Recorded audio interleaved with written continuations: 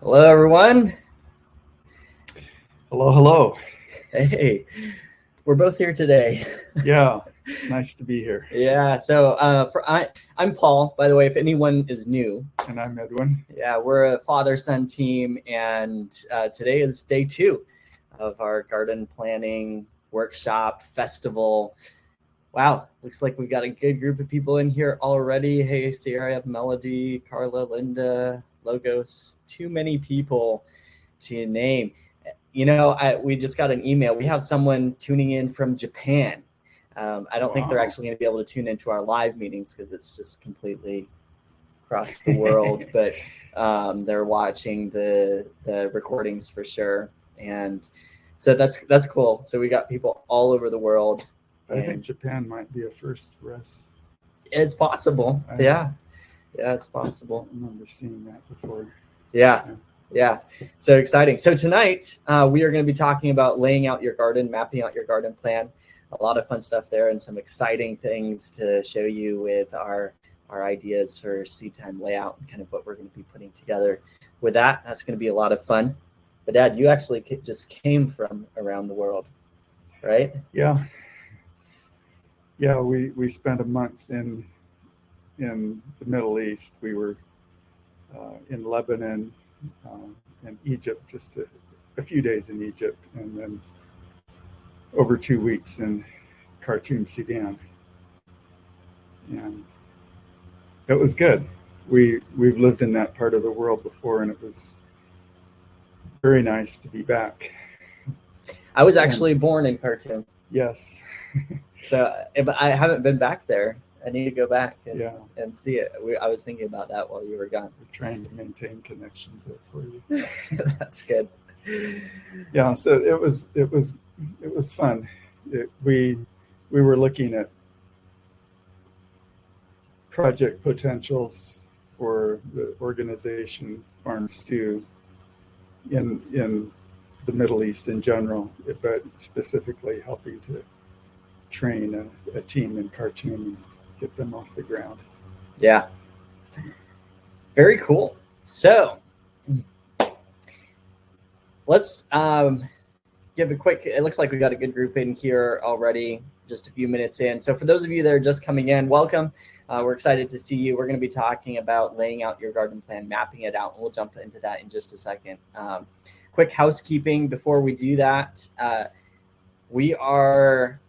What we're going to do is we're going to have a training session at the beginning. Then we're going to transition where we have freebies, surprises, giveaways, and stuff like that.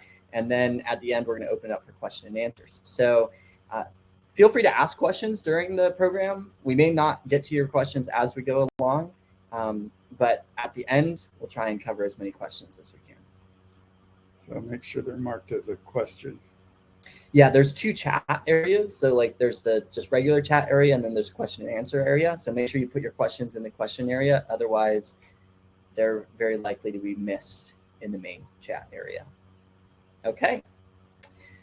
So you guys ready for this? So last night we talked about choosing what to grow, making your list of veggies, choosing your varieties, where you're going to source them, right?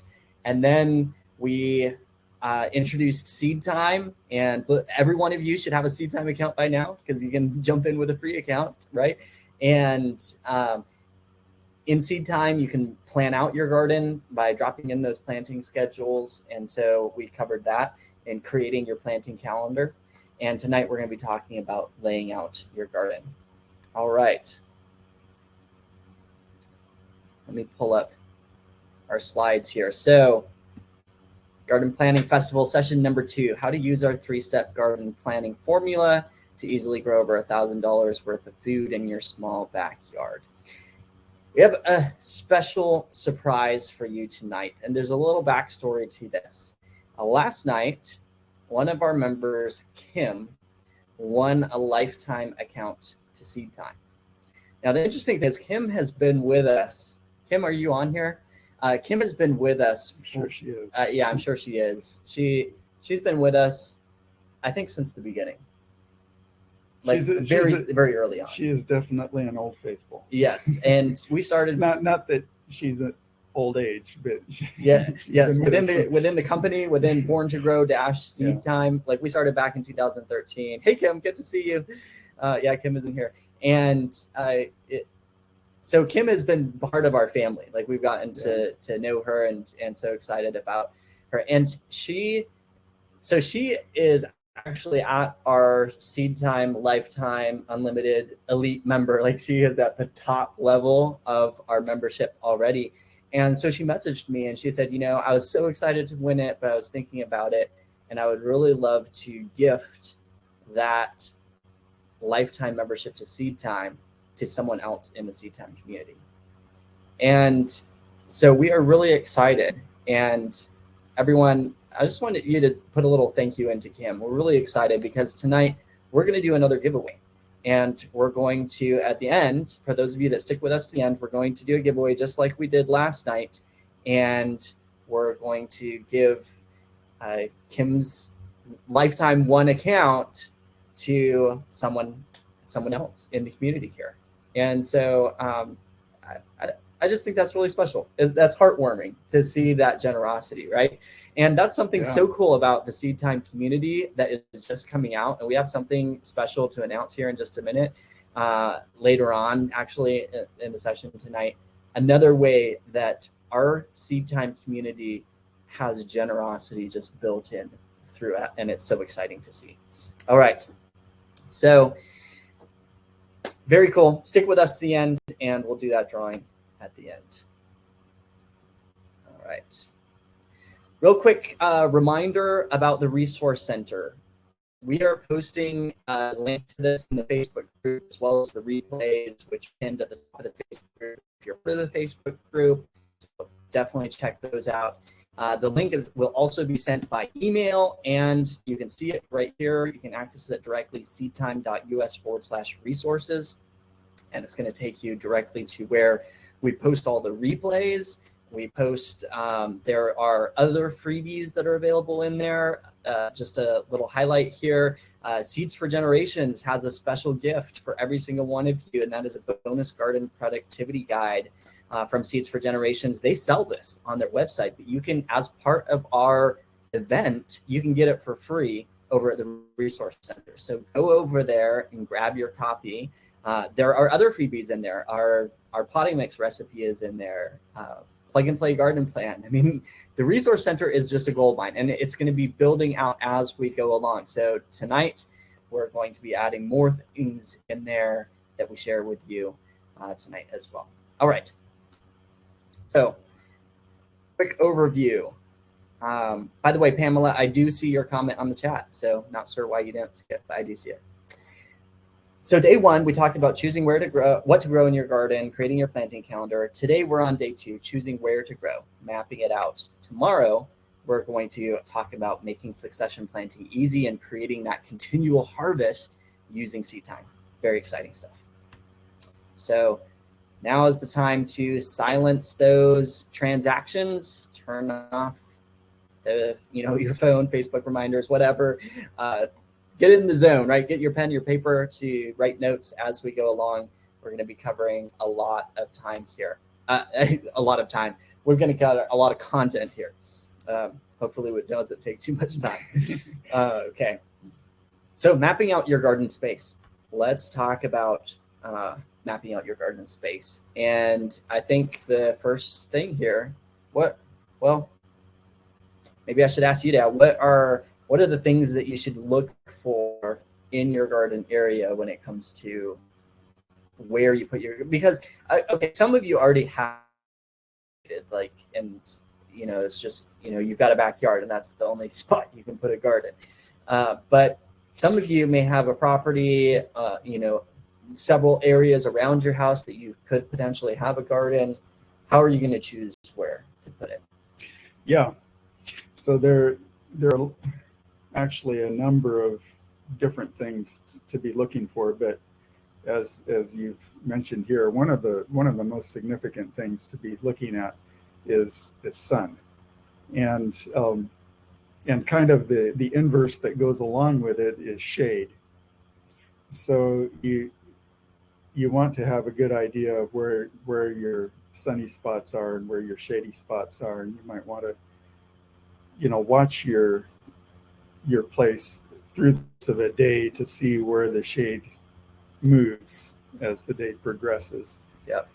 And get an idea how long certain areas receive shade, because for most crops need about at least 6 hours of good sunlight to do well. So yeah, that's one thing. And of course, if you're in a northern climate, you're wanting to do all you can to maximize the sun. If you're in a southern climate, getting down towards the equator and growing zones 9, 10, 11, you're probably going to want to actually do things to cut that sun. Put up shade cloths or look for shady places that can reduce it some. So your context counts a lot. Yeah.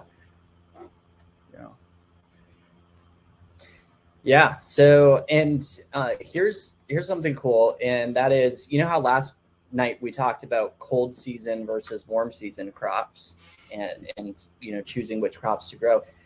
Your context can kind of determine which crops you grow where as well, based on which crops can do better in the shade versus which crops need more sunshine. Yes. And the cool thing about that is that veggies grown for their leaves and roots typically do better with the shade. Those are those cool season crops. Yeah. Generally, cool season crops can handle more shade than the warm season crops. And if you think about it, it makes sense, because in the winter you have less sunlight. Yeah. Than in the summer. Yeah. So it's kind of neat how that works. Beets, carrots, garlic, potatoes, radishes, onions, Asian greens, broccoli, cabbage, collard, kale, lettuce, spinach, Swiss chard. These are some examples of shade tolerant crops. Not that they need shade, like they'll still do better with more sunlight, but some can tolerate shade more. Right. It's just like, they can tolerate the cold. They do better with Right. a warmer, not too hot, but they do better with warmer. But yeah, exactly. So it's a toleration. Yes. Yeah. Kiriel says, would love to see a shade algorithm go hand in hand with the winter one. Yeah. Wouldn't that be neat? That would be so cool. Definitely. And what the amount of light and the amount of warmth, like combined, we have ideas on how we could use both of those aspects to create an algorithm. Yeah, that would help with calculating your estimated harvest times and how that will adjust and change. There's a lot of data that could go into that. Yeah, it can start to get quite complex, but yeah. Yeah. Okay, so mapping out your garden space. We encourage you to map out your garden space with pen and paper right now. We're going to be talking about seed time layout in just a minute here, and our plan is to have that launched out by the beginning of next year, or early next year, I should say.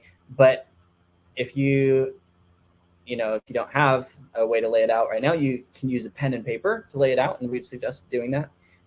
Lay out your garden beds. We suggest 30-inch wide beds. There's a few reasons for that. They're easy to step or reach across. There's tools that are made for them, and we like to do 12 to 18-inch aisles in between. Depends how intensive you're wanting to grow. 18-inch aisles are more comfortable. Yeah, the wider the better. But like in this picture, in a hoop house, space is at a premium, and we usually do 12-inch beds in those kind of situations. Yeah. Yep. So here's an example. Okay, back to our plug and play garden plan, right? So this is built with those beds in mind, right? 30 inches wide, 2.5 feet wide bed, 1 foot pathway in between. You can make it a little wider if you have more space, right? And this is simply a suggestion. We realize not everybody is going to set up their garden plan just like this. You may have raised beds. Typical sizes for that is like 4 feet by 8 feet would be like a typical raised bed size. And that's perfectly okay. You can grow in raised beds. You may have eclectic shaped. We have someone who made a note in the Seed Time Facebook group that they have a guitar-shaped garden bed in the shape of a guitar. Was it an electric guitar? So, you can grow in any shape you want, but this is just a framework to go off of. Yeah. All right. So let's talk about, the first part that we talked about here with mapping out your garden space is thinking about the location. Where does it get the most sunlight? Is it a good location light-wise specifically? And then mapping out your beds. But when it comes to actually choosing what crops go where in your garden, that's when it kind of ties into crop rotation. Yes. And why should you rotate your crops? Simply because plants are through root exudates, they're putting stuff out into the soil, and then of course they're taking in stuff through the roots, the nutrients and all to help the plant grow. So they're giving and taking in the soil. And each individual variety of plant is going to give its own signature products into the soil, and each is going to be taking somewhat of a different thing out of the soil. But it's having a single crop grown year after year on a soil is kind of like saying I'm only going to eat corn and nothing else. That's going to do to your body about what growing one single crop is going to do to your soil. Yeah. It's just not going to work real good in the long run. It might work okay for a shorter time, or you'll just be adding more amendments that there's more things that you just have to add to it. Yeah, not staying as well and balanced and stuff. Exactly. Yep. Yeah. All right. For larger spaces, insect and disease control can be a thing. And that's another thing, because a lot of insects and diseases have part of their life cycle in the soil. Yep. And so if you're growing the same crop year after year in the same place, you're just creating the perfect environment for that disease. Yeah. Whereas, putting other crops in there in between helps to throw it off balance. Yeah. Then crops can affect the next crop grown. Some of them affect the next crop in a positive way. Some of them may affect it in a negative way. And that's just something that people have observed over time, particularly farmers. But one example of that is legumes leave nitrogen in the soil. So that's kind of cool. And we'll show how that can kind of factor into a really neat relationship in the simple crop rotation plan that we'll show you in just a second here. So let's talk about this simple crop rotation plan. Here is a 4-year basic crop rotation plan. And the basic thing with crop rotation is that you want to split up your crops by family groups. So there are legumes, which in that family group, there's beans, green beans, peas, peanuts. Those are all legumes. Many cover crops are legumes, so we added that in there too. So that is the family of legumes, right? Then there are other families. You'll notice here we have carrots, onions, brassica family, the goosefoot family. Next here we have nightshades, melons and squash, and grasses. And over here we have sunflower, brassicas, and goosefoot again, right? So these are the same families in these two beds here, some of them. The key here is that you don't want to grow the same family in the same space year after year after year. You want to mix it up. So the way that this garden, this for your basic crop rotation work is it splits it up into these kind of kinds. We call them legumes, roots, fruits and grains, and leaves and flowers. And think of these as the beds in your garden, right? So this is a bed that you're growing leaves and flowers in. This is a bed that you're growing fruits and grains in.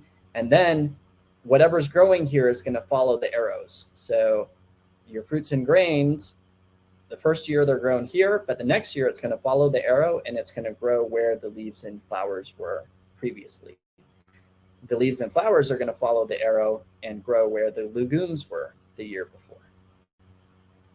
Does that make sense? Yeah, kind of a rhyming way of doing it is to say,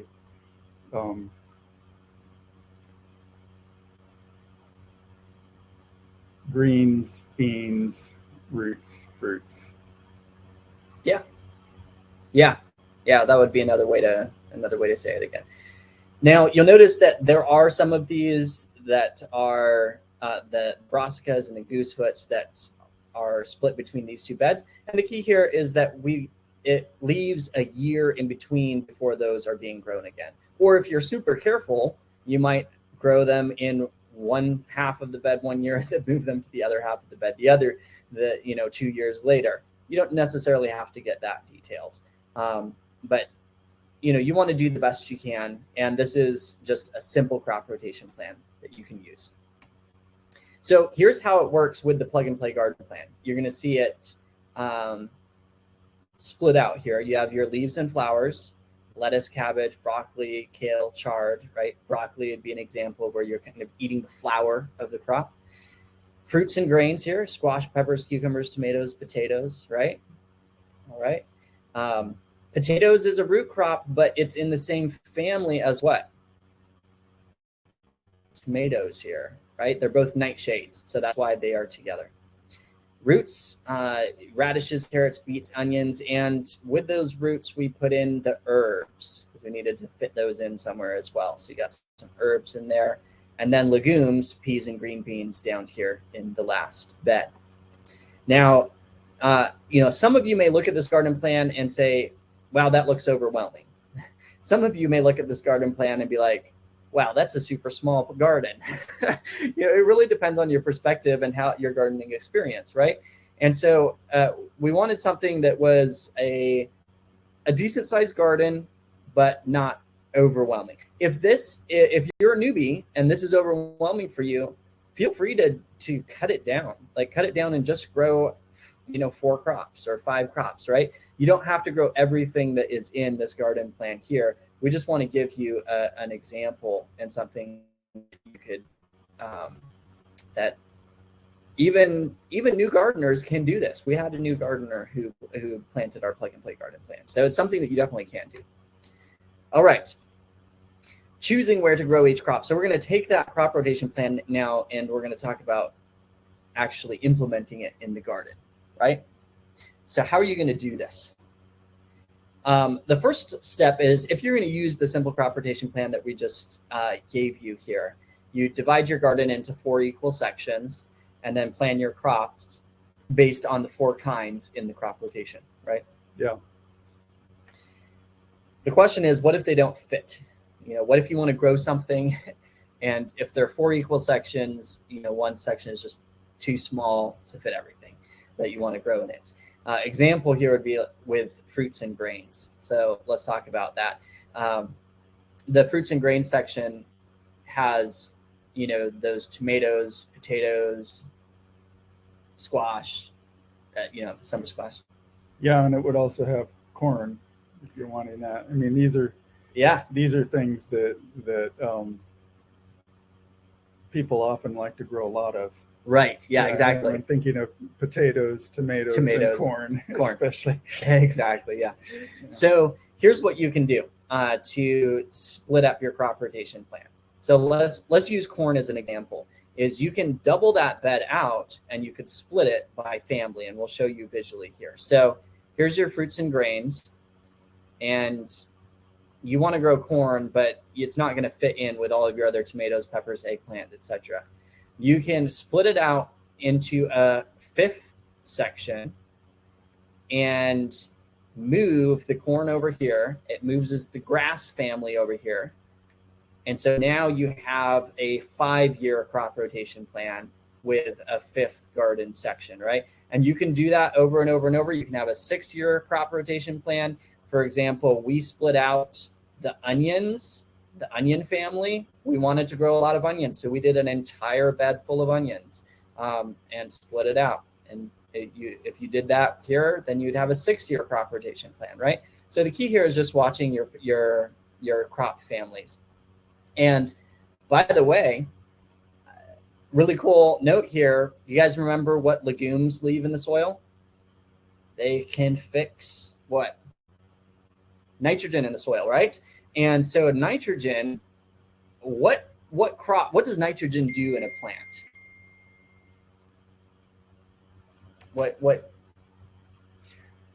Well, if there's a lot of nitrogen in the soil, yeah, what's it going to benefit in the plant? If you add a lot of nitrogen to your soil, or if it just has a lot of nitrogen soil, you get a lot of plant growth, beautiful big leaves. Big leaves, yeah. Nice green, makes leaves growth. Yeah. What crops would you want to have big, nice green leaves, right? Well, it's going to be your leaves and flowers. You want nice big salad greens, nice lettuce, spinach, cabbage, right? Surprise. So by growing your legumes first in the bed and having your leaves and flowers follow them, those leaves and flowers are going to benefit from the nitrogen that those legumes fixed in that bed, and it's going to be an extra benefit. Yeah. So that's a way that one crop can benefit a following crop, and how that can be built into a crop rotation plan like this. All right. So I know that this adds a certain level of complexity to garden planning, right? This crop rotation idea. But we want to make it, we're trying as hard as we can to make it as simple as possible for you. You have these slides in the resource center. We're going to post these slides so you can download them and print them out, look at them. It's a resource that you can use in your garden to help with planning your garden. And if you have a super, super small garden, just try to move your plants around from time to time. Like don't grow the same thing in the same place every single year. And you don't have to overcomplicate it if you don't want to. We do want to keep it simple for you. Someone is going to ask about companion planting. So I think we should just talk there's been about a lot of discussion in the chat already. Yeah. Okay. Oh yeah. Yes. So let's talk about companion planting. Okay. So basically, one of the principles of, I think I'd call it a principle of life, but it's a principle that works very much in the garden, is that diversity is important. I mean, I just hinted at it with the illustration of, what if you just ate a diet of corn? Diversity in your diet is extremely important. And in the garden, it is also. The more diversity you have, the healthier your soil will be. Now, this crop rotation plan is one way to do a more of a monoculture approach that gets the diversity into your soil through the seasons. You're not getting it all at once, but you are getting it over time, and that's better than just continually growing the same thing in the same place. Now, a lot of people are moving towards more of a companion planting type garden, and I personally am too.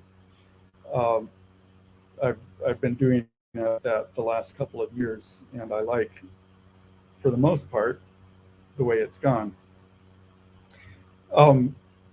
With companion planting, you're getting your diversity all at once. In the bed, you're planting several varieties of things together, and that reduces the need to be planning the rotation. Although I would still want to rotate. In other words, I don't think it would be the best thing to pick out 3 things that you're growing together in a bed and just grow those 3 things only, year after year. Yeah. The more you mix things up, the better. That's the bottom line. Yeah. So, companion planting, I think, is a really good thing. I recommend it. And but I guess the way I would look at it is I would tend to follow this same guide, but you have tomatoes, you can plant something under them. Even your large greens like your kale and broccoli, you can plant other things under that, carrots and one thing that I tend to do is I look at the heights of things. I put tall things in the back and then shorter things in the front of the bed, or maybe tall things in the middle and shorter things on each side. There are lots of different ways you can think about things, but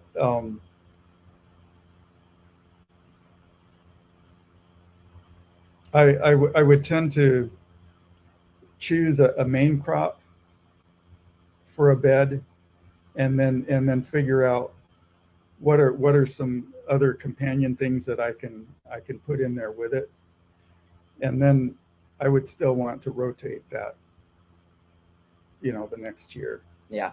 Yeah. So the truth is, you can take this and you can you can make it more complex. Like there's things that you can do, like when you start companion planting and then rotating companion planting, that adds a level of complexity as well. But like you said here, Dad, the key here is mix things up. Don't always grow the same thing in the same space. And if you are growing something, hey, if you can companion plant with it, it's going to benefit your soil that way as well. Yeah. One other thing I would say too is, if you're new to gardening, don't make it too complicated. I mean, you need something simple. You need something that you can know will be a success. And so do that.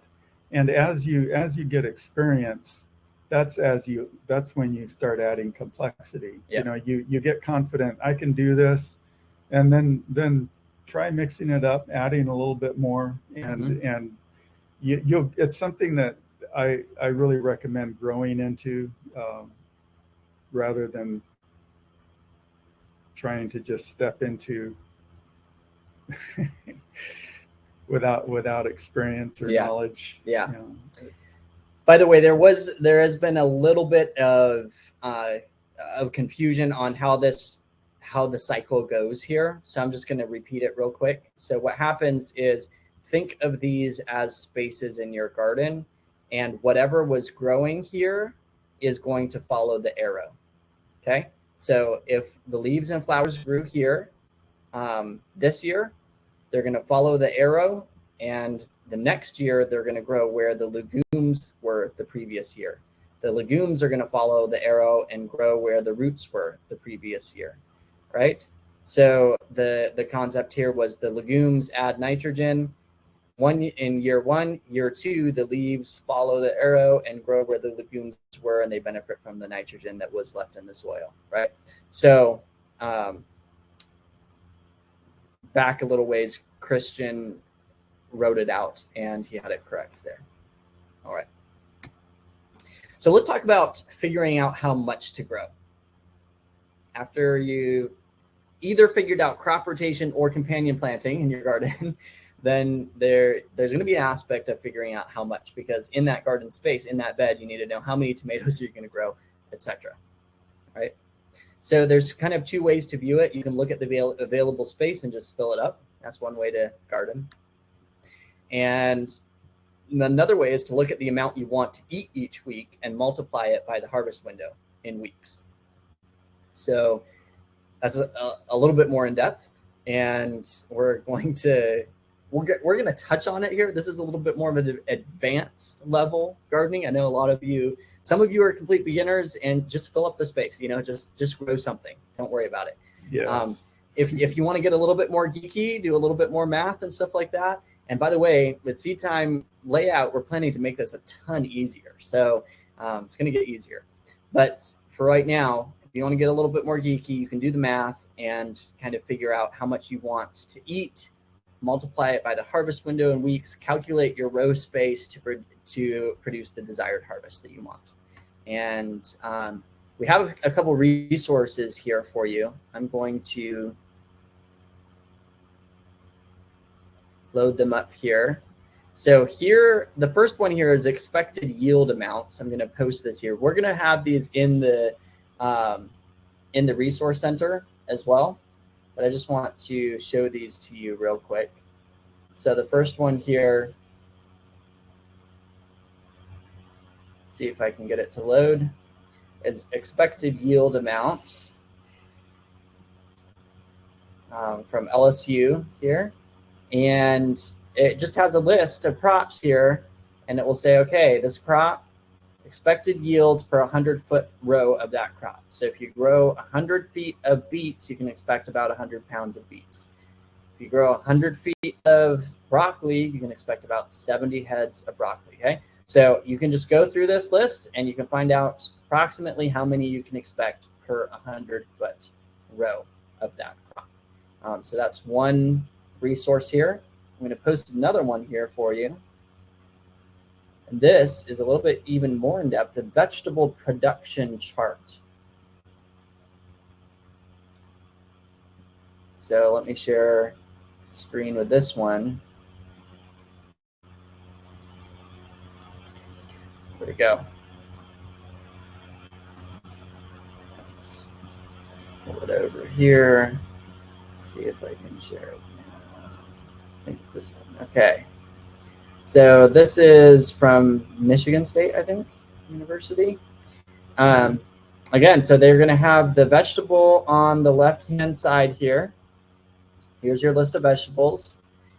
And then this one's kind of neat because they have actually calculated, and you could just use this as a baseline, the amount needed for one adult for fresh use. Okay. So, and they listed the pounds. So asparagus, 1.5 pounds. You're gonna need about 10 foot of row of asparagus for one adult. So you could count up the number of adults that you want in your family. And, this is a baseline to start off of. Your family may have different eating habits than other families, but you got to start with something, right? So you can do that. Or there's an amount needed for a family of 4. And you notice they don't just quadruple the amount needed for one adult, because a family of 4 usually has children that are going to eat less than the parents, etc. So depending on your family, if it's 4 adults, you might want to actually, and the other thing is that even if it was 4 adults, some adults might not like to eat as much as other adults. There's so many factors involved. But anyways, they have information about it. Then they have amount needed for one adult for processing and storage. I mean, they really get into this, right? And then amount needed for a family of 4 for processing and storage. And then they give spacing between rows, yield per 100 feet of row, similar to that other one. How much can you expect per 100 foot of row? And this is in pounds. And then yield per 100 square feet in pounds. They have some notes down at the bottom here. Says they give their assumptions. And one note here is that the yields are based on standard row plantings. If you do intensive vegetable production, you could probably grow more than what they have here. Which is what we're promoting with those 30-inch beds. This is standard rows. Yes. for tractor cultivation, basically. Instead, intensive gardening techniques will probably yield more than the amounts listed above. So this is something to keep in mind, and we just want to give this as a resource for you, and you can use it to help with figuring out how much you want to grow in your garden. Okay. Yeah, that's a pretty neat one. Now, if you want to calculate it yourself based on your family, like they just calculated it for you kind of, but if you wanted to calculate it for yourself, here's the math. We're not going to get into exactly why this works, you know, who wants a math lesson right now, but you're going to have it in the slides. You can download it, you can look at it, and you can use this equation.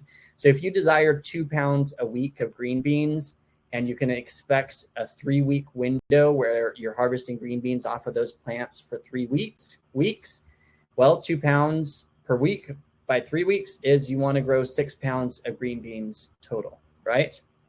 So if you take that 6 pounds, you times it by 100 feet, and then divide it by the expected yield per 100 feet that was in those documents that we just shared with you, it will give you the amount of feet that you need, the amount of row feet that you need to grow. Okay. You know what, Paul? What? This sounds like a really good project for someone out there who's homeschooling. Yeah. Yeah. Get your kids on this. This is a good, you know, math story problem. Exactly. Get your kids calculating how much bed space you need for each vegetable in your garden. In fact, it sounds exactly like a math story problem that you would get out of like Saxon math book or something. Yeah. Yes, exactly. Another example here would be with broccoli. You know, desire if you want 2 heads a week, and you can expect maybe a 4-week window where you're harvesting broccoli off of those plants. Well, 2 heads times 4 weeks, you want 8 heads of broccoli over that time. Take that 8 heads, times it by 100 feet, divide it by the number of heads you can expect per 100 feet, and it'll give you the amount of row feet. Now, if you're growing in a bed, you may have 3 rows of broccoli in there, so you could divide this by 3, and that would be your bed space, right? So you only need like 3 point something feet in the bed. 3.6 or something feet in the bed to actually grow that broccoli. All right.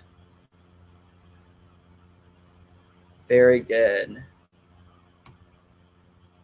So back to our garden. Back to our, Kiriel says, what math curriculum are you using this year? Garden planning. Yes, exactly. That's one of the cool things about gardening and agriculture is that it pulls from like every occupation. Yeah. And I'm just thinking, Paul, one of the downsides of our garden layout planner is it'll take away the need to do that. Yeah, so you're going to have to ban your kids from using seed time so that they can learn how to do math. Very cool. All right, so that brings us all the way back around to seed time. And remember last night we were talking about seed time layout. Imagine being able to not only track the timing of your crops, but be able to visually track where they are in your garden at the same time. This is what we're talking about, mapping out your garden space, right? And yeah, now we're talking. So how many of you would like a sneak peek at what is coming with seed time layout?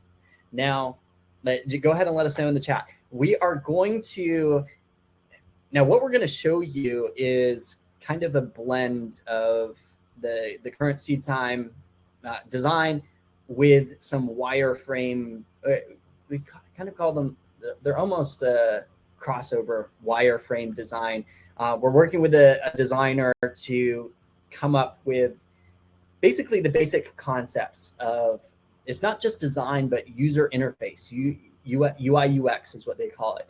You know, how is this flow going to work? How are you going to be able to manipulate your seed time layout and stuff like that? So this is really, really exciting stuff. Just note that what you see here seed time layout may go through some iterations beyond what you see here. So it's not going to look like just what you see here necessarily, but these are the concepts and these are the designs, and we'd like to walk you through some of it. But just before we do that, we want to go through some of the things that we are planning to include in seed time layout, so you get an idea of where we're going. Okay. Yeah. First of all, with seed time layout, we're looking at including all kinds of planting locations: regular garden beds, raised beds, containers for container gardening, and custom bed shapes. This was a big thing a lot of people were asking for. You have a bed shaped in the shape of a guitar. Someone in the chat here said you have to live in Nashville to want a guitar shaped bed, which is really funny because we live about an hour out of Nashville. I was wondering if that garden bed might be in Nashville. Right, exactly. Yeah, so we've got you covered. You're going to be able to create any custom bed shape that is planned straight out the gate. Not everything that we list here is going to necessarily be available in the first version of seed time layout, but custom bed shapes will be available from the beginning. All right, number 3 here. You're going to be able to map out major structures like houses, buildings, trees, and more in your garden-farm space. So you have context for your growing areas, right?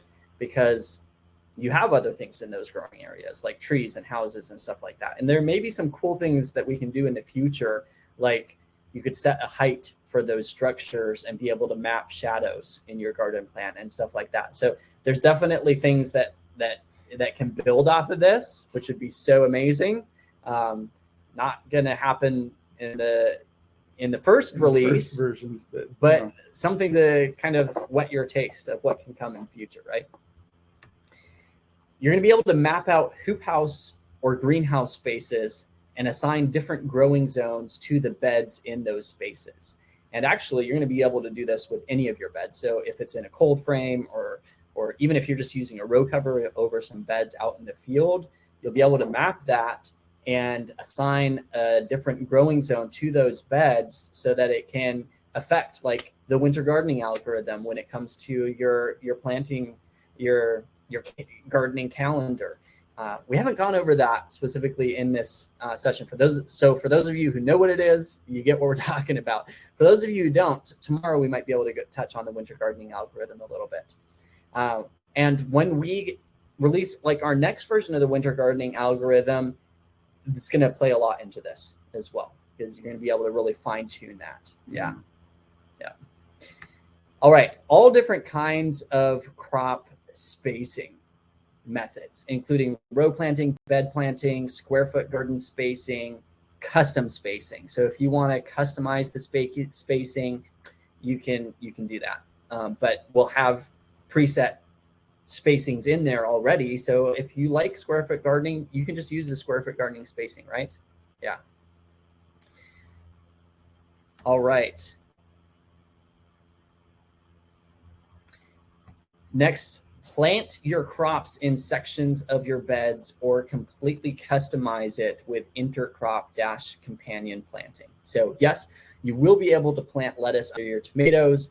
We're going to make a section, but make it possible for you to do any kind of mix, right? Yeah. So you can do any kind of your companion planting and set that up.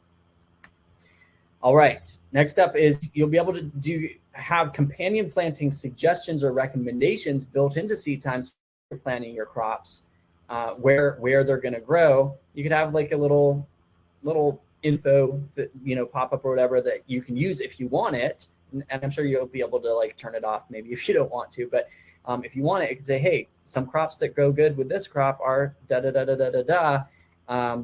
Think about adding those as companion plants for this crop. All right. This is super critical here. We are planning to incorporate an easy crop planning flow so you can quickly see which crops from your plan have been assigned a location to grow and which ones still need to be assigned space. Because your your calendar, how you're going to plan out all your crops in your calendar. Like these are all the ones that I want to grow, but then you need to assign each of those crops a space in your garden. And so the flow and the plan for that, and we'll touch on that in just a second here. We're still working out the details and the mechanics of it. Number 9 here, we're planning to create it so that you have garden location history. So you can easily see what crops were previously grown in your planting locations or what amendments were used and when, etc. So you'll be able to look at your garden space and see a history of what happened in it over the last years. Yeah. All right. And I think we're also thinking that this will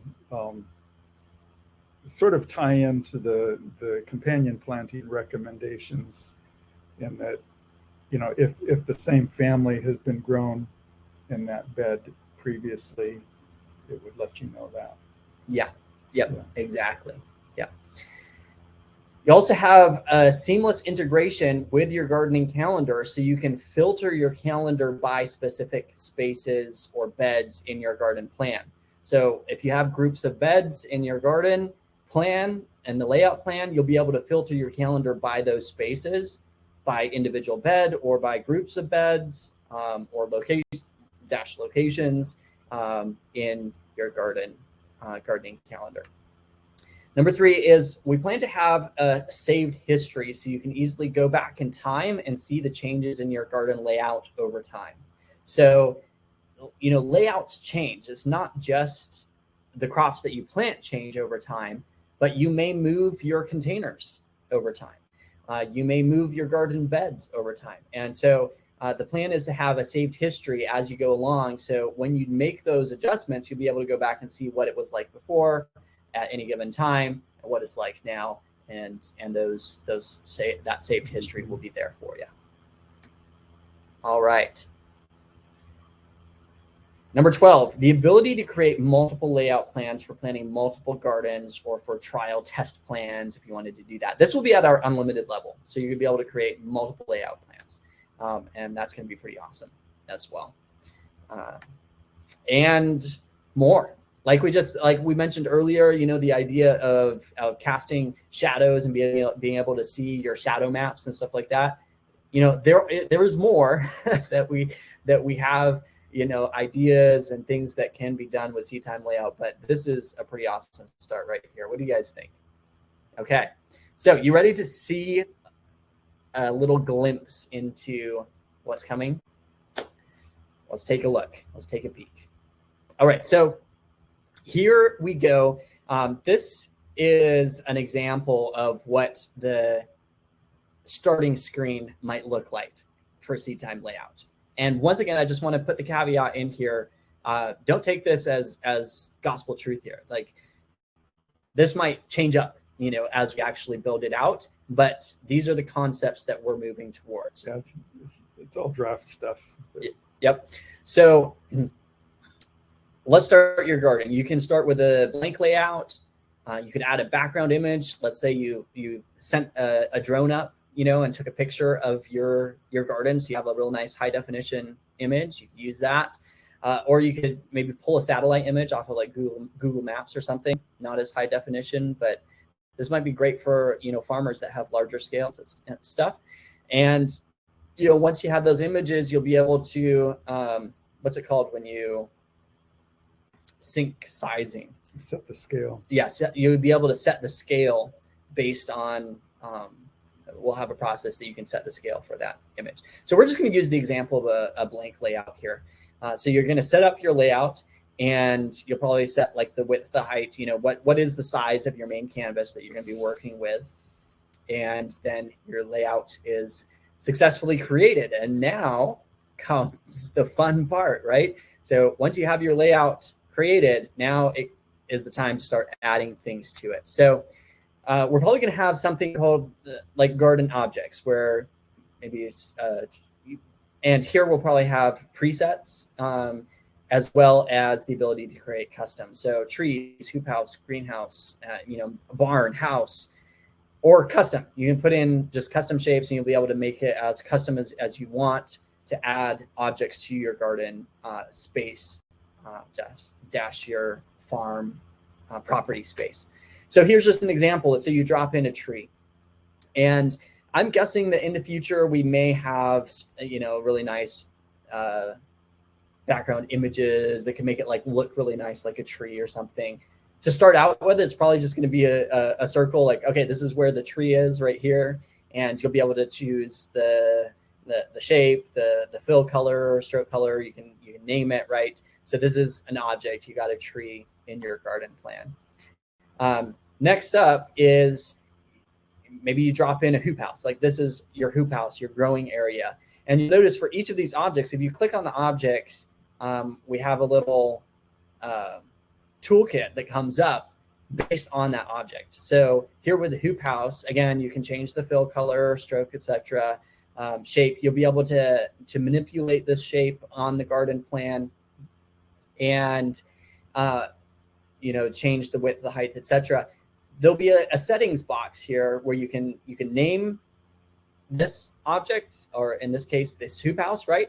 And this may be the place where you actually change the growing zone. Is this a different growing zone than the red? Because a hoop house is a different growing zone than outside, right? Or a greenhouse is a different growing zone. So you can set that at the hoop house level potentially, and you can say, is this zone permanent, or is it temporary? Maybe it's you're using row covers outdoors and you're only using them in the winter months, so you could maybe set the dates that they're going to be used, where the zoning changes a little bit for this. So you'll have the flexibility of that kind of stuff there. All right, so we've got a hoop house, we've got an apple tree, and here we're just going to note that the garden layout is going to be set up with layers. So if any of you have used like Photoshop or other like visual planners and stuff like that, this is a very, very common way to set them up, is set them up with layers, so you can choose what layer, a hierarchy of what is on top of what. So right now the apple is above the hoop house. So if I move to the object, this apple tree, over top of the hoop house, it would be over top of it. If you swap them around in the layers here, with the hoop house on top, then if you move the hoop house over the apple, it will cover the apple tree, right? So there's going to be a whole layered system here for your garden. All right, now you've got your objects, you got your hoop house, your apple tree, etc. Now it's time to put in planting locations, and we decided to name these planting locations because there are all different kinds of planting locations, right? You have garden beds, you have gardening containers, you may have custom shapes that may act like a bed, but it's not a typical bed. So our idea is to have what would you call them? Kind of preset bed sizes that you could easily just pull from, like a 4x8 raised bed, super simple. Just grab it, drag it, drop it into your garden plan. Or you can set up a custom bed where you can literally just customize that bed shape. So here is an example. You're going to pull a bed into your hoop house here. And with this example here, you're probably not going to have a bed in this shape in your hoop house. But this is for example purposes. And one of the things that we just want to point out here is that you can edit the shape of that bed, right? So it might drop in as just a regular rectangular bed, but then you can come in, you can edit the points on it. You can probably add more points on this line, make it into whatever custom shape you want. And you'll be able to title it, etc. And once again, that's going to sync with your calendar so that you can then filter down your calendar to that specific bed or to a group of beds. Let's add some containers in here, right? So next to your bed, you're going to add a bunch of containers for container gardening. Boom, boom, boom, boom, boom. And again, this is just an example here. Maybe you have a really weird shaped container. You want to make it a special shape. You can do that. All right. So, and then once you have these dropped in, once again, just featuring those layers here. And with these layers, it's not just going to be a single hierarchy. We may have like a built-in hierarchy where you can group containers together or group beds together. So all of the beds in the hoop house can be grouped together in one group. And again, sync that back to the calendar so you can filter down to the group of beds. And And those groups of beds may be able, to set zoning locate. This is a certain zone for those a certain group of beds, etc. All right. All right. Now the next, let me just throw in a little caveat here. This next section is my kind of hashing things together. So right now we are currently at the place with our designer where we are working through the process of figuring out the what would you call it? The process, I guess, of adding crops to your layout plan, right?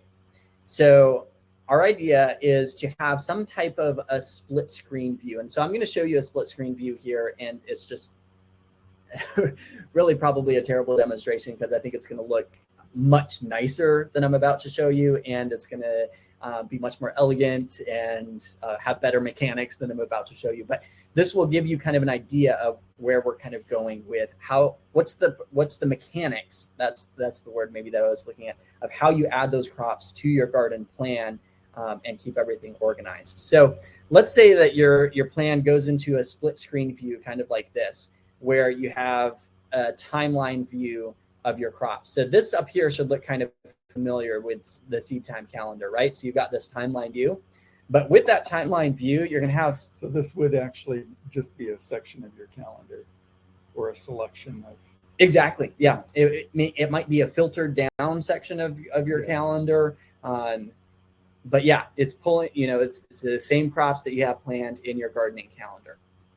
So, but with layouts, it's based on time. So you're going to have this time little, and once again, I just made this up here. So I don't know what it's going to look like, but you'll have some way that you can scrub back and forth in time and have it sync with your layout down below, right? So here's an example. We're right here, end of January. And this example is not really perfect because these crops are transplanted, and really you would be going off of the transplanting task for when it's going to go in like a garden bed or something like that.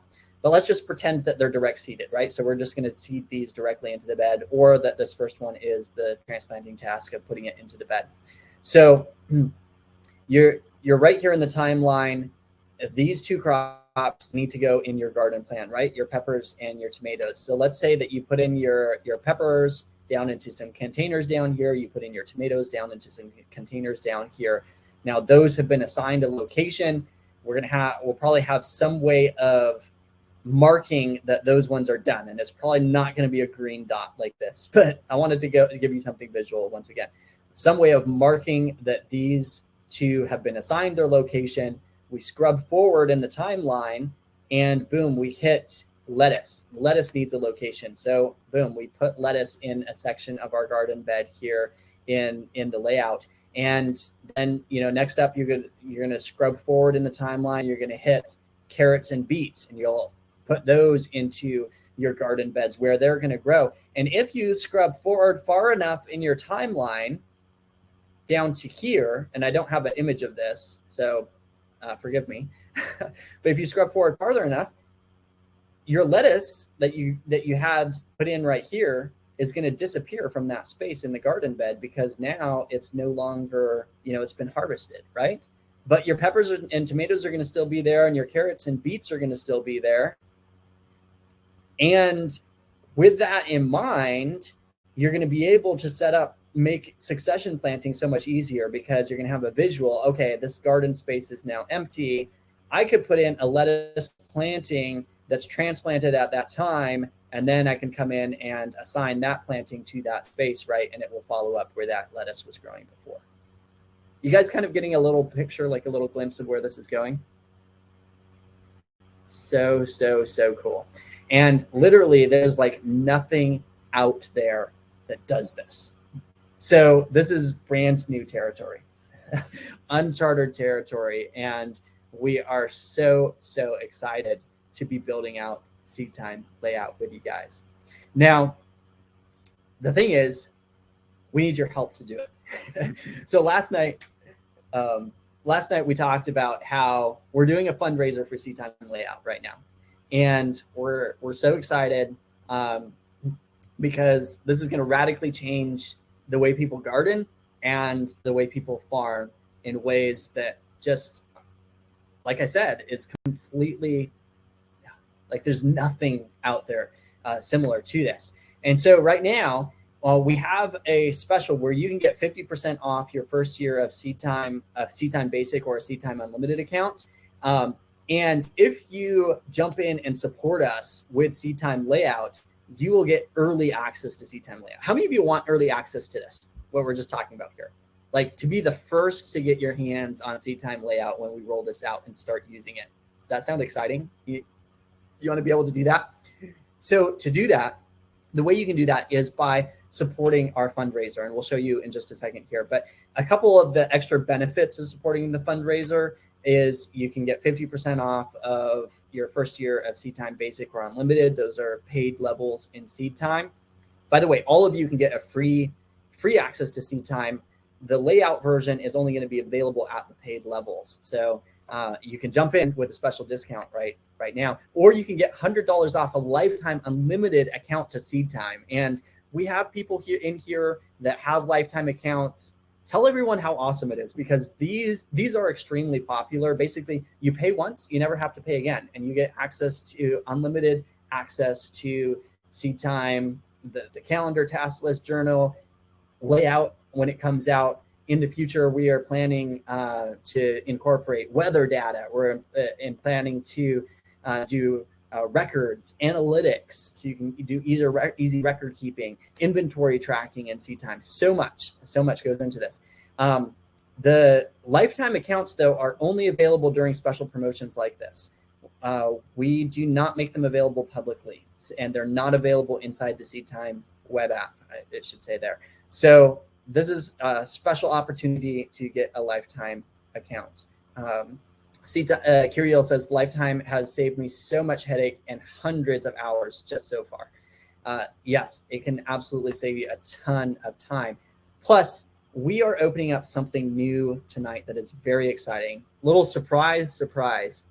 And this ties all the way back to the beginning of our session when we were talking about the generosity that is pouring out of our Seed Time community. We're opening up an opportunity to gift a Seed Time account to a friend or someone in need.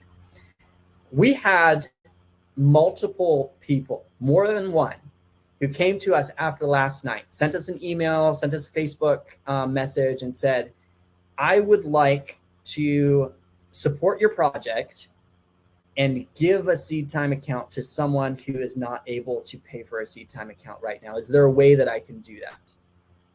That is just so awesome. I love the giving generosity spirit. And what we're going to do, and I'll show you in a second how you can do this. But what happens is when you do this, when you gift a Seed Time account for someone else, we will give you both early access to Seed Time Layout. That's if you already have a Seed Time paid account, right? So we'll give you both early access to Seed Time Layout as a special for doing that. So to get your Seed Time account and or support this project, go to seedtime.us/join. I'm going to publish the link here in the chat so you can see that. And I'm going to share my screen here and just walk you through the rewards real quick, especially this new thing of how you can gift Seed Time to someone. All right, so here we go. So if you go to the reward page here right now, you're going to see on the left-hand side, there's a bunch more information about Seed Time. You can get your free account if you want. Introducing Seed Time Layout has the whole list of the things that we've gone through in here tonight. Lots more information there. On the right-hand side, there is the support levels where you can help fund this project, right? And at the very top, we have this little new little section here, gift Seed Time to a friend or someone in need. So here's how you can gift Seed Time. So listen up. listen up if you want to gift seed time, and listen up if you are someone who is in need and who does not have the resources right now to get a paid account to seed time. So there's a 3-step process. Number one, you're going to choose the support level below that you want to give to someone. Go ahead and check out with your own name and email, and then email us at support@seedtime.us and let us know that your donation is for someone else, so that we don't apply it to your account or you don't claim it for your account, right? And then you can specify who it's for. Let's say you know someone that is in this situation. You just really want to gift them an account. It doesn't even have to be someone in need. It could just be your friend, your family member, or something. You know, Christmas gift. You can give it to someone as a Christmas gift, or you can let us pick someone who can't afford a paid account within the Seed Time community, and we'll give you both early access to Seed Time layout. If you cannot afford a paid account to Seed Time, you can use this link, and we have a Seed Time scholarship registration form. This is on the honor basis. You know, we don't have the resources to check all of your tax documents and make sure that you qualify, etc. So this is on the honor basis. You can register for a Seed Time scholarship, enter your name, email address, and in just a few sentences, describe your current situation, how a Seed Time scholarship would be a blessing to you at this time. And what we're going to do, this is where it gets exciting. What we're going to do is tomorrow night, at the end of our program tomorrow night, we will do a drawing.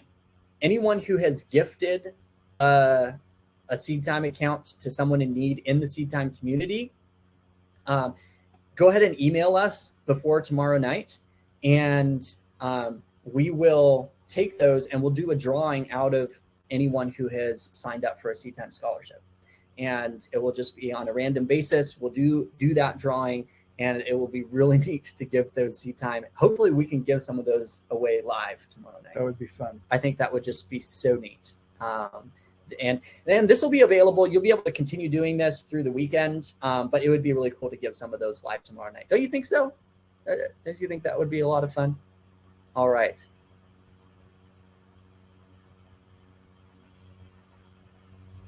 All right, let's see. Looks like we may have some questions. We'll get to your questions in just a little bit here.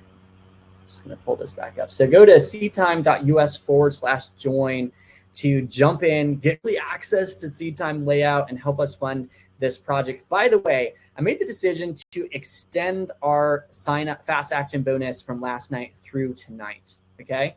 So if you want to get 30% off all your seed orders in the Seed Time store through the end of this year, through the end, December 31, it actually expires at 12 a.m., January 1. Sign up tonight. Go to the link, go to seedtime.us/join, and you will get an extra 30% off of your seeds through the end of this year. As many seed orders as you want through the end of this year's fast action bonus. So exciting. All right. You guys ready? So quick homework for tonight. Session number 2, homework. Map out your garden area. Divide your crops into sections for your crop rotation plan. Choose where each one will grow and how much to grow. And then go live and post in the Facebook group and share your number 1 takeaway from today's training. Awesome. Very exciting. Had a couple slides in here that did not show up, so I'm not sure where they are. So I'm just gonna share it. I'm kind of baffled, like what happened to them. So here's something cool.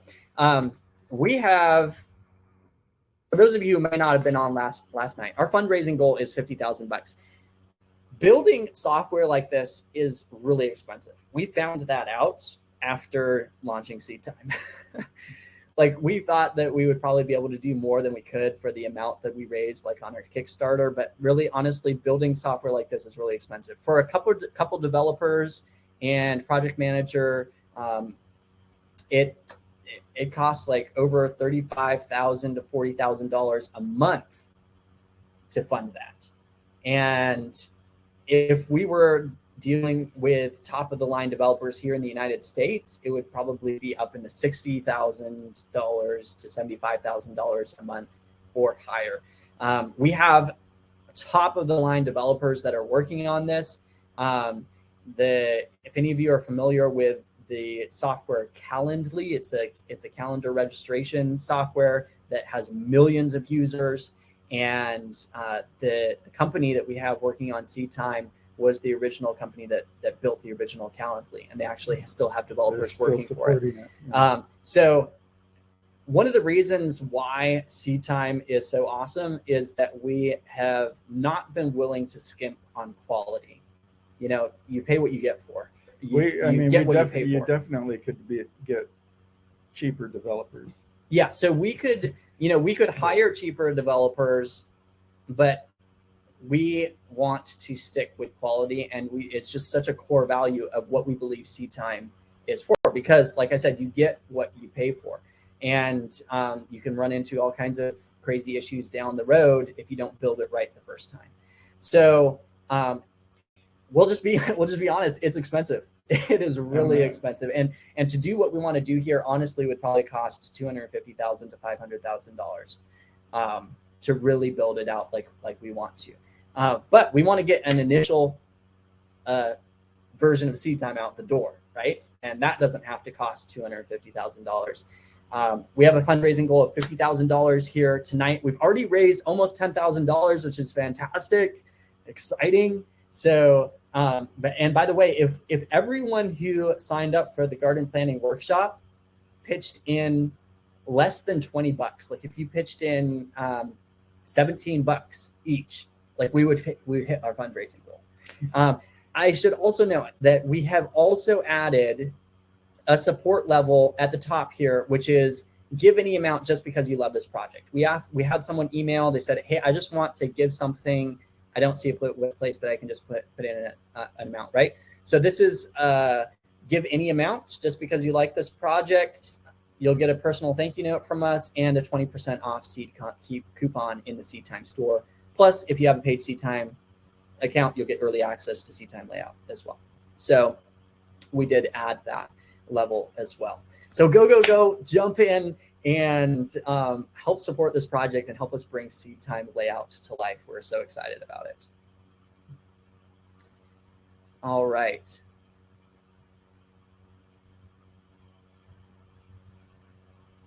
Yes. Yeah. So Kiriel says, yeah, please do not work with cheap developers. I've worked with many of those cheap developers and it's not worth it. Absolutely. That is why we're sticking with quality and we're so committed to that. So we kind of have three or four things that that is like our core values at SeedTime. Quality is one of our core values. We're going to build something that works and that's high quality. Elegance is a core value. We want it to look beautiful. You know, we don't want you pulling up something that looks like it was made back in 1998, right? We want it to look beautiful. Elegance. Simplicity is a core value of ours. We want it to be simple, so the process is easy to use. And I feel like that has come out with SeedTime. It's definitely come out in the reviews that we've gotten with SeedTime, and that's a core value that we have moving forward. So layout, it's got to be simple and easy. So those are like our core values, and blending all of those together in a garden planner, it's a challenge.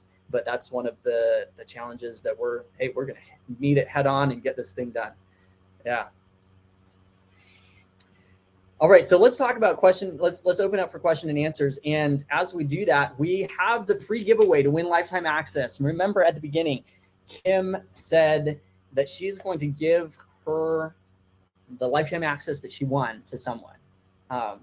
So generous, just such a huge heart. You know, when she messaged me, she said, you know, God has been so good to us, and you know, she's excited about being able to pass on that blessing to someone else. So we're going to do this drawing. I'm going to pull up a live,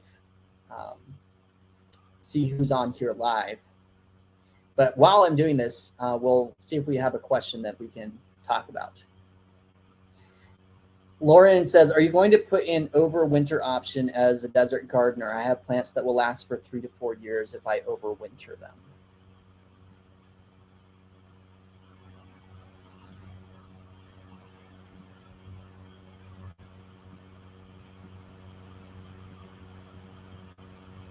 I think we can build out that functionality. That's a really good point. And, you know, we're wanting to develop functionality so that we can have perennials. And, you know, that's kind of moving into that realm. So I think, yeah, I think we definitely need to put that in. Yeah. Yeah. Absolutely. All right. I think I got it the first time here. So I have 496, right? Mm-hmm. Move this over. Spread this out. And let's just see how many we have on right now. 92. Very close. All right.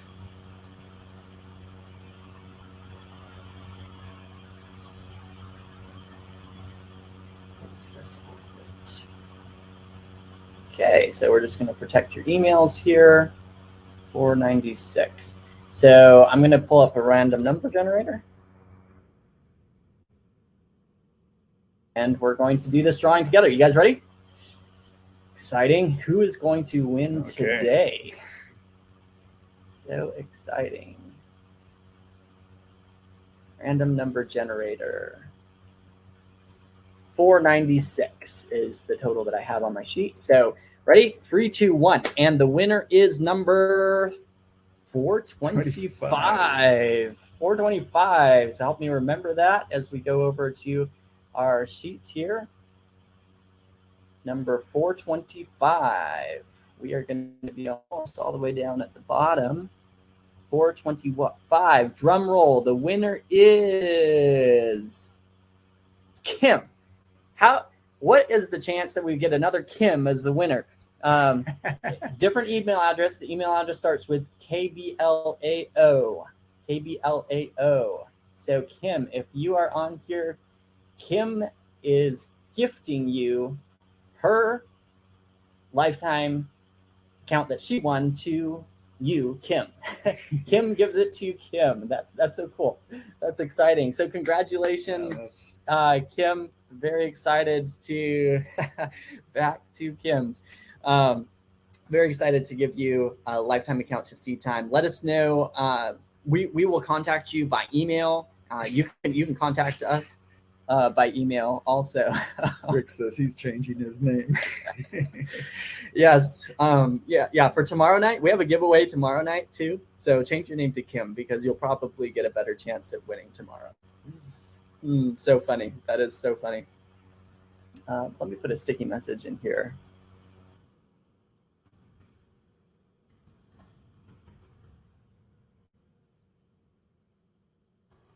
So here, I'm going to put the link to support with Seedtime Layout up as a little sticky message above the chat.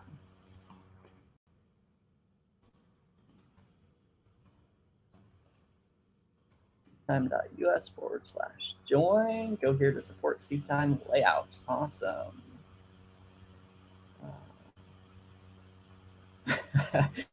Curiel says the chat's going to be a mess tomorrow because everyone's going to sign in as Kim. And we'll all be talking to Kim. Then Kim will definitely have a high chance of winning. All right.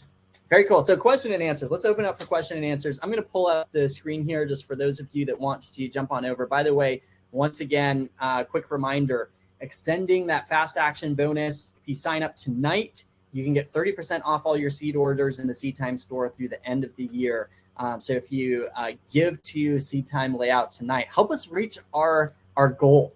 You guys ready for that? Awesome. It's just going to be so much fun. So go over, give towards the project tonight, and we will extend this fast action bonus for you. You can do that by going to seedtime.us/join. Now we've got questions, so let's talk about questions. Are grow bags good, or just use pots? My guess is that they're fairly similar. I've not personally used grow bags. I've used pots. I've grown in containers, pots. But my guess is that they're somewhat similar. A grow bag is probably a little bit more breathable. Yeah, that's the only thing I could think of. To be honest, I have not used grow bags, and I don't know exactly what grow bags are made out of. I was kind of assuming they might be more breathable, but it could be that they're not. Yeah. But I mean, they've got to have drainage, so I would guess they're breathable. Yeah. So, yeah, that would be the only. So that would mean that they may dry out faster. Yeah. Yeah. But otherwise, I'm not sure. Tom, yes, yeah. So Tom says, where are the resources stored? In your email, you'll find a link to the resource page. It's the replay page. Wherever you see replay, watch the session again, etc. That's the resource page. It has all of the information. Or it's seedtime.us/resources. That's the page. Yep. We had a question here. It was just dropping off the bottom that a guy was asking. Seedtime is web-based right now. Do you ever plan to be expanded to a native app? Yes, that is in the plan. We plan to take Seedtime and put it into a native app. Definitely coming in the future. Felicia, I'm starting a market garden farm with high tunnels and greenhouses as well as raised bed gardens. Will there be a limit to the number of areas and structures I can do in Seedtime layout? Not if you are at our unlimited level. There will be no limit. Yes. Any chance you'll be accepting payment on an unlimited plan? Jeff, we do have payment options on an unlimited plan. In fact, if you go support the project right now, you can get 50% off your first year, and that is a subscription level. That's a payment level. Is that what your question is? You might be wondering if there's a payment plan to get the for a lifetime account. Lifetime, yeah. We do have a payment plan for a lifetime account. It is not listed in the options right there because all of those were on donation basis. If you want to get a lifetime account on a payment level with a payment plan, send us an email and we'll get you the link that you can do that. Claudia, will you mention shading options for your vegetables? Good question. I'm understanding that you're asking that about different ways you can shade your vegetables. It's either that or shading options inside the layout where you can shade the vegetables a certain color. I don't know which one it is. So we could kind of touch on both with layouts, with the ability to change zones and stuff for your beds. There's the potential that in the future we'll have the opposite of a winter gardening algorithm where you could shade your crops in the summer to change the climate, right? And so that is definitely something that is in the works. That's it's concept discussion that we've had about including in the future. And within Seedtime, there may be options for shading your crops different colors and stuff. We haven't gotten quite to that detailed level yet. All right, Jessica says, my husband asked if there is an option to upgrade to the unlimited version if you signed up for a cheaper version.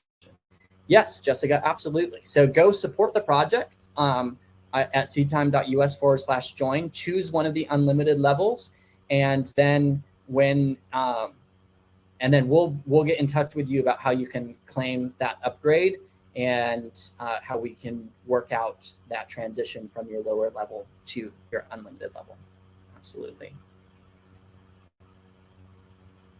Russell, how do I repel grasshoppers without poison?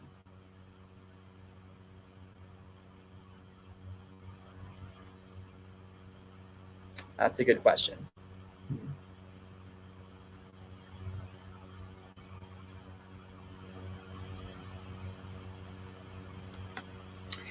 Yeah, I'm not I haven't had minimal grasshopper pressure. One thing that pops to my mind immediately is dipel. I mean, not dipel, diatomaceous earth. That might repel them. Another thing that comes to my mind immediately would be neem oil. That might repel them. I'm just going to share really quickly a screen here from our Ultimate Guard pest cheat sheet here.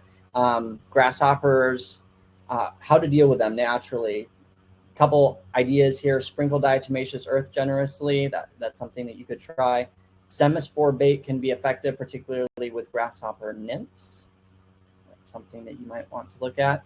Garlic and water spray can deter grasshoppers if populations are not too high, so you could try that. Spray with insecticidal soap, direct contact. This has to be direct contact with them. That's going to work. Poultry can be used as live predators, and in case of swarming, physical barriers like row covers are probably the most effective right there. Yeah, so that would be. Those are some very good. Some concept ideas to run off of. Okay, someone is asking about dealing with squash bugs. So with squash bugs, you can use insecticidal soap, direct contact.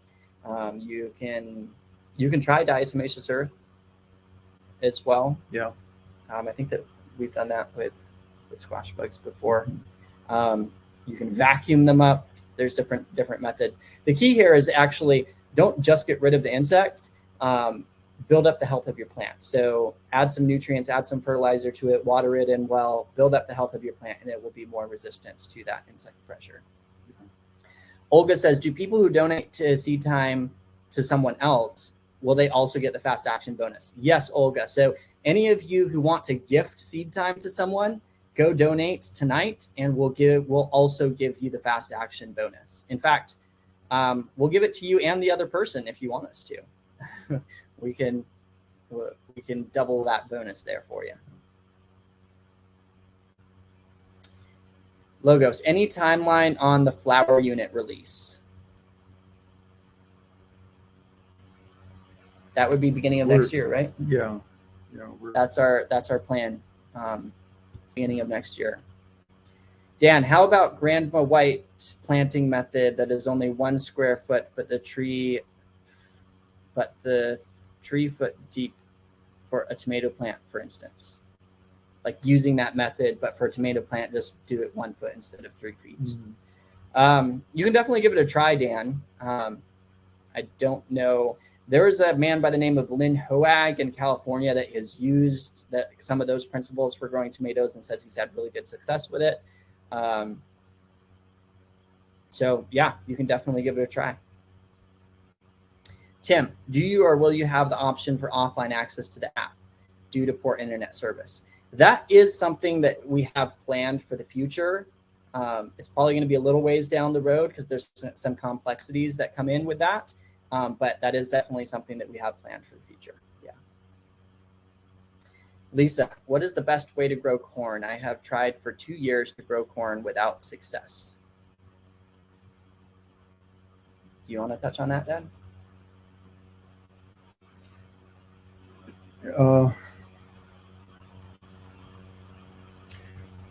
Yeah, I don't know. It's hard to answer questions like that without knowing what her context is. But what I've been doing that seems to work well is spacing the corn 2 feet, and I'm actually planting 2. Well, I'm putting 3 corn seeds in and keeping 2 of them, and putting a bit of compost. I dig a small hole, put the compost in, put the seeds in, and then cover them. And that seems to be working pretty good. Yeah. Awesome. All right. Someone asked, Rhonda says, how do perennial plants work in a planting planner? That's a really good question. We don't have perennial plants built into SeedTime yet. That is something that is coming down the road. And there will be ways that we work that in. When it comes to the layout plan, they're just going to be assigned a location, and that's basically where they stay until they die, or you decide that you're going to move them or something. And they'll just be assigned to that location. And they'll just, be there until you move them. Trina says and in the calendar, basically what it'll be is, if you seed it, then it'll have the seeding tasks and stuff. But then beyond that, it'll just have like a repeating harvest period from year to year. Yes, and we're wanting to make it so that you can customize your task lists. Yeah. So you could have a number of tasks spread through the year, pruning, spraying, mulching, whatever you're wanting to do. Yeah. With that thing. Yeah. All right.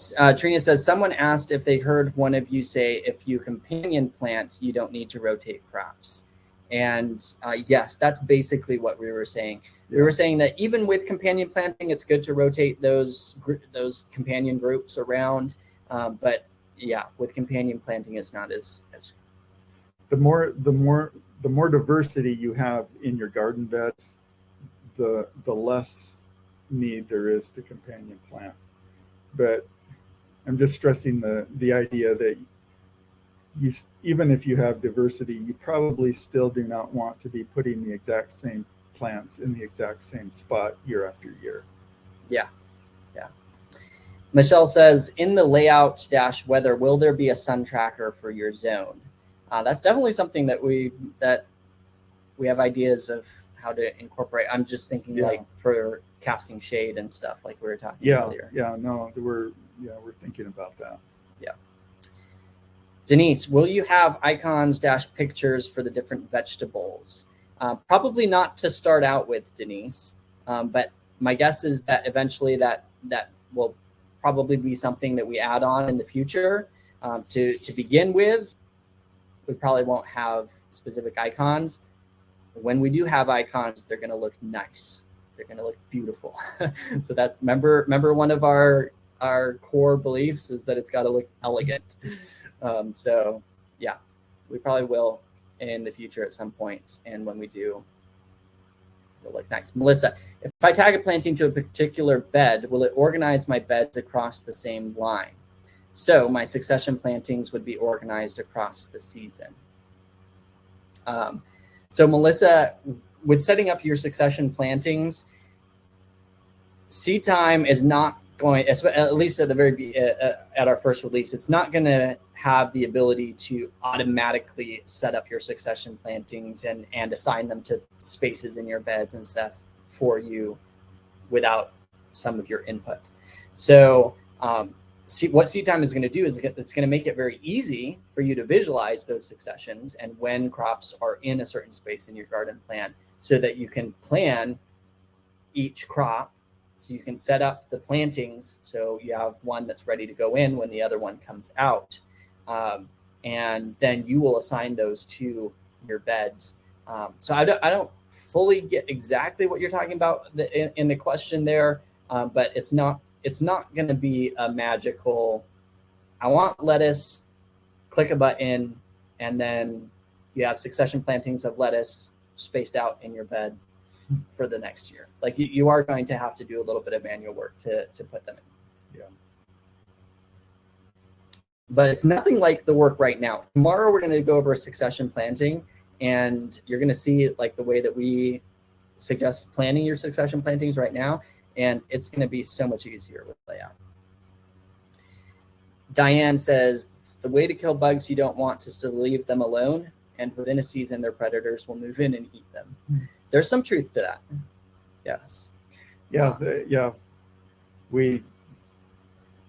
I personally tend to take a very minimalist approach to managing insects in the garden, but other people like to be a little bit on it more than that.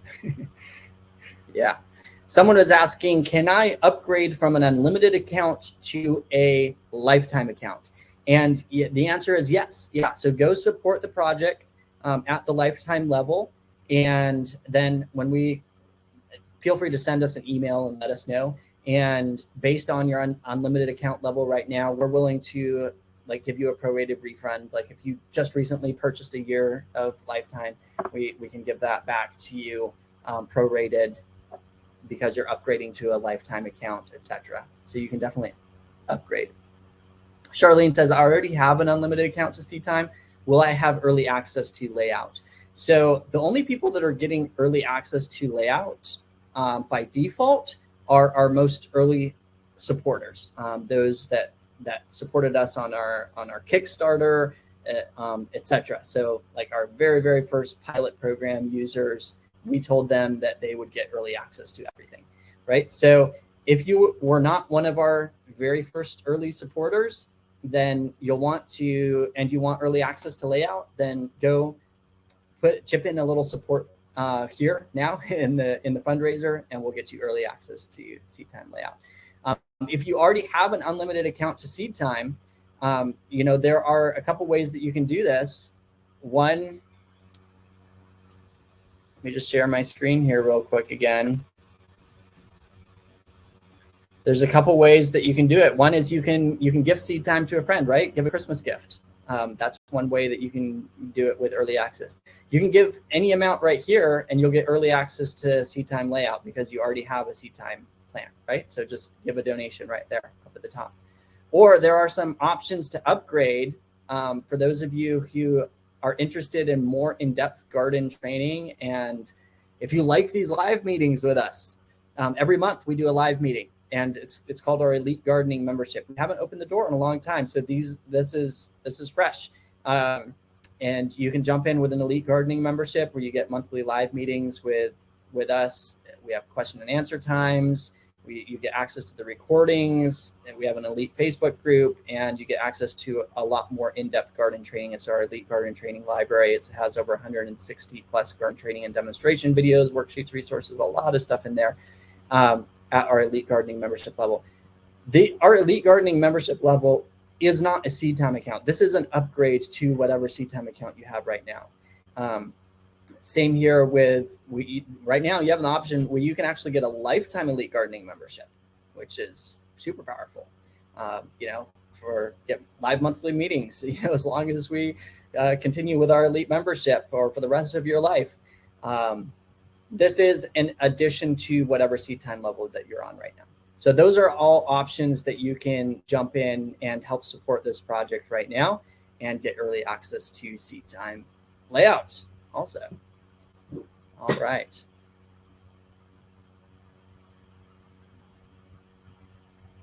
Other questions? Joni says, do squash bugs hibernate in the ground over winter? It seems I have them all over the place the last 2 years. I spray them with soapy water and it works, killing them. But so much time spent on these bugs, it's killing my enjoyment in the garden. Yeah, they do, and they'll overwinter in your dead vines and that sort of thing too. So. Yeah, I would recommend making sure that you don't have any of your old vines around, and try growing something else for a season or two. And Joni, I just messaged you a link to in the SeedTime classroom. There in one of our master class sections there, we talk about natural insect control, and there's something that we call our NOW formula that specifically is used with our with the aphid control there, and I would highly encourage looking at that and using that same framework for dealing with those insects. Miles says, are the seeds from High Mowing? We do have High Mowing seeds in the SeedTime store. we've sold out of a lot of them. We actually need to make some reorders and pull in a lot more varieties back in. All right, Jeff, when do you all expect the layout to become available, as I think I missed the date? Very good question, Jeff. We are actually just working with our designer and developers to get a more solid estimated date. The plan is right now to release it sometime in January of next year, the beginning of next year. It's probably not going to be the 1st of January because we've got some work to do to get it done. But the goal is to release it sometime beginning of next year. Rachel, what about growing fruit trees and having an orchard? It's a great idea. Yes, and we, when we incorporate perennials into seed time, then you can add in your orchard trees and stuff as well. Strata says, when adding a potato crop in seed time, it defaults to planting from seed. Can I assume this means the potato chunks with developed eyes versus actual seed? That's correct, Strata. That's the seed potato. Yes, yeah, you got it. Lisa asking about corn. All right. Daniel, is there ever any plan to add tobacco or more medicinal herbs such as echinacea, burdock, etc.? Very good question, Daniel. We do have plans to add more herbs and stuff in the future, and each one of those can be added as a custom crop in seed time right now. So you can go in and you can literally put in anything as a custom crop, but we will be building the crop database out with more things as time goes on. Vin says, what will be included in the January layout? A lot seems to be in the future design stage. Very good question. So for January, the plan is to have some type of, so you're going to have your layout, you're going to be able to add any custom objects, your hoop house, your greenhouse, etc. You're going to be able to add your growing spaces, your planting locations, any type of custom planting location space, etc. You're going to be able to add your crops in to those spaces, kind of with a similar flow to what we were talking about in some shape or form. And you'll be able to set the spacing for those plantings. We'll have some default spacings, plus you can set your own custom spacing for those plantings. Basically, all of the basics that you need to have the visual. And then it's the extra bells and whistles, like adjusting the zone levels and some of those, and then like companion planting recommendations. And those are kind of extra bells and whistles on top of the core functionality. So you have the core functionality is what we're wanting to launch with. Yeah.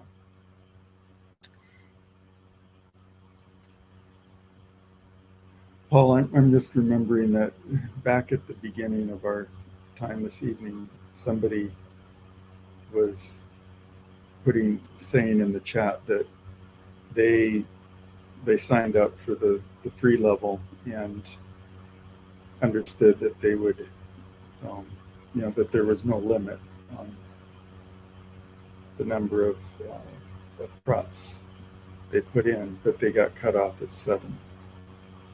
If that happened to you, send us an email and we'll take a look at your account. At the free level, we lifted that crop limit, so you can grow any number of our built-in crop categories and varieties. Yeah, which is very exciting because that really opens it up to a lot more people to be able to grow their own food. Yeah, we're really excited about that. Yeah, being able to do that. All right, questioner, we're going to be talking about inventory feature tomorrow. We can cover those additional features that we're looking at adding to seed time tomorrow more as well. Kayla, are you planning to incorporate additional garden-farm tasks such as when to spray crops, apply fertilizers, et cetera, et cetera? It would be incredibly helpful to have all of our most of the farm tasks in one place rather than jumping over a whiteboard and keeping these logged in notes. Absolutely. So Benjamin, that is definitely in the plans. Custom tasks is in the plans. Custom tasks not only within a planting schedule, So like fertilizer tasks that may be a repeated task or something like that, you'll be able to add those in. It's a whole new functionality, and we're going to have to create some new user interface to be able to manage and add and remove tasks from planting schedules.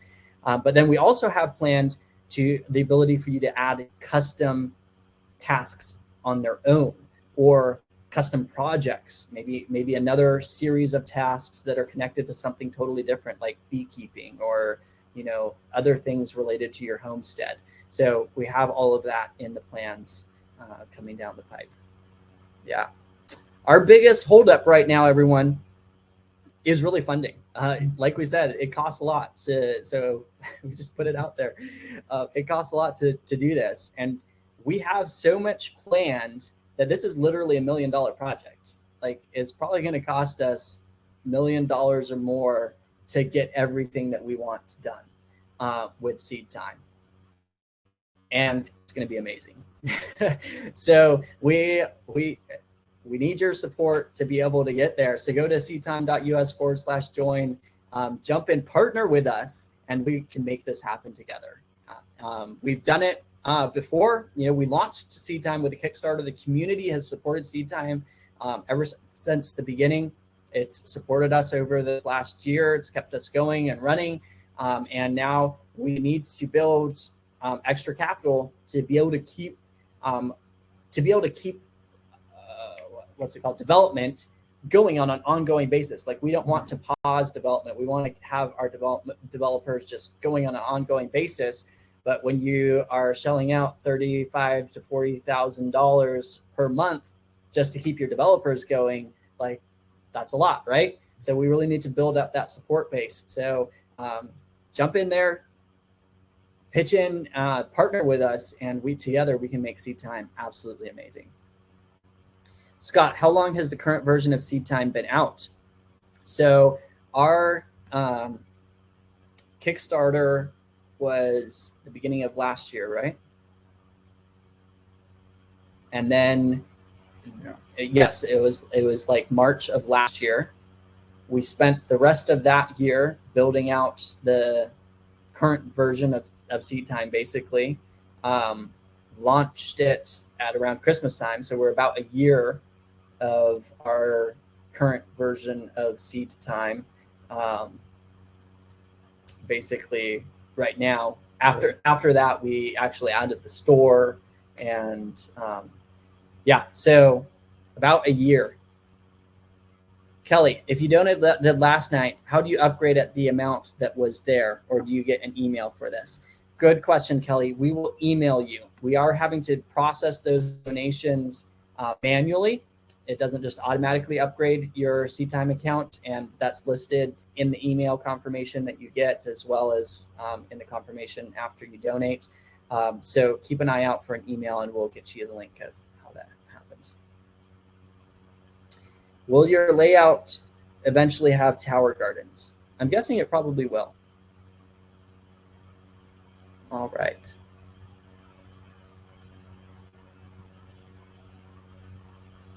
Denise, if you have a Lifetime account, can you watch all the training videos? Is there a video on actually using the components of Seed Time? If you go to our help documents, Denise, we have a lot of help documents. We have a quick start training video series that will give you the basics of Seed Time, how it works and how you can use it. That's the best place to start if you haven't watched those yet. Yes. And then there are garden training videos in the classroom. If you go to Seed Time Classroom.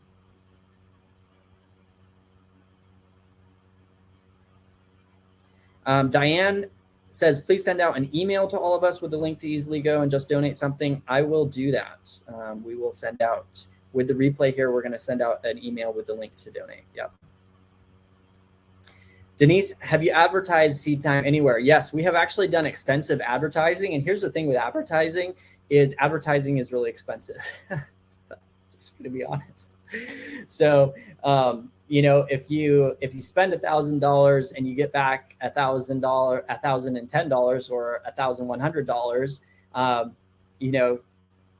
you're making progress, but you're not like making progress super fast, right? So that's kind of been how our advertising has gone. So we have built, like, the Seed Time community has massively expanded, and then we've used some of the capital that has come in actually to even invest in our own understanding of advertising and how to advertise in additional platforms and stuff like that, because we do need to form a foundation that we can build Seed Time off of financially as well, right? So that's super important. Like, we're building a business, and we have to do it with business-minded, in a business-minded way. At the same time, we're building an awesome product, right? So it's kind of this tug and pull. Like, you've got to spend money for advertising, but you also got to spend money for development, and that's what we're doing right now, is building that foundation.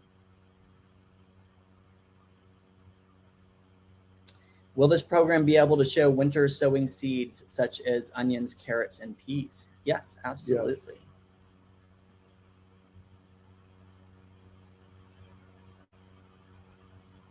How often do you guys update your seed system and fix bugs? As long as we have developers working, we are updating and fixing it all the time. So right now we have developers working. We just pushed a fix for a bug where you can link plantings together and move them in groups, and that was broken. We fixed that now, so you can move your plantings together.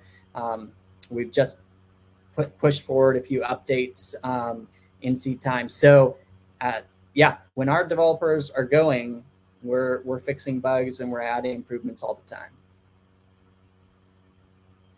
All right, everyone. I think that, so we've got questions and questions and questions, and we could go for a lot longer. But I think that we're getting close to 2 hours now, and it's probably a good time to wrap things up for tonight. We'll be able to continue tomorrow as well. So exciting stuff.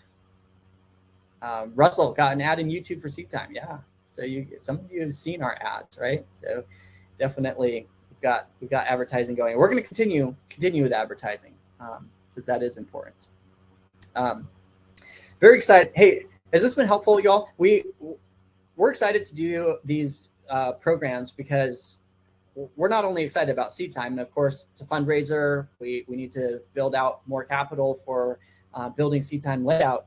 But at the same time, we're super excited about giving you practical tools that you can use to be planning your best garden ever right now. So let us know if this has been helpful for you. Drop us a note in the chat. We're excited about that. Awesome. Yes, fantastic. So we're going to go ahead and I think we should wrap up for tonight. What do you think, Dad? Yeah. Actually, I'm about ready to wrap up. I mean, it's the middle of the night sometime over where you were, yeah, so jet lag is really got you. It's hitting me now. Yes. All right, fantastic. Thank you, everyone. Thank you to every single one of you who have already supported our project. If you haven't yet, go to seedtime.us/join. Jump in tonight, and you'll get extra 30% off your Seed Time orders through the rest of this year until the end of the year. So that's an extra bonus. Go give Seed Time to a friend. Make this one of your Christmas gifts to your gardening friends or to someone in need. We're going to send out that link. If any of you can't afford a paid Seed Time account, sign up for our scholarship program, and you may be one of the ones that gets gifted a Seed Time account. Now, you guys are so encouraging to us. Yes. And I mean, I'm just really pleased with your generosity and your interest in helping others, and also to help see this get all the way off the ground. Yes. Yeah, absolutely. Your generosity is so exciting. All right. And that's the spirit of Seed Time. We want to have a generous giving spirit. That's why we have a free account that anyone can use. And that's why we lifted the crop limit, right? Yeah. So that people can use it. We're so excited about that. All right. Thanks, everyone. Have a good night, and we'll look forward to seeing you tomorrow night. Tomorrow night's a deep dive into succession planting a continual harvest. So if you want to be able to harvest something every single week out of the year, come join us tomorrow night, and we will dive into that together. Good night, everyone. Good night. Bye-bye.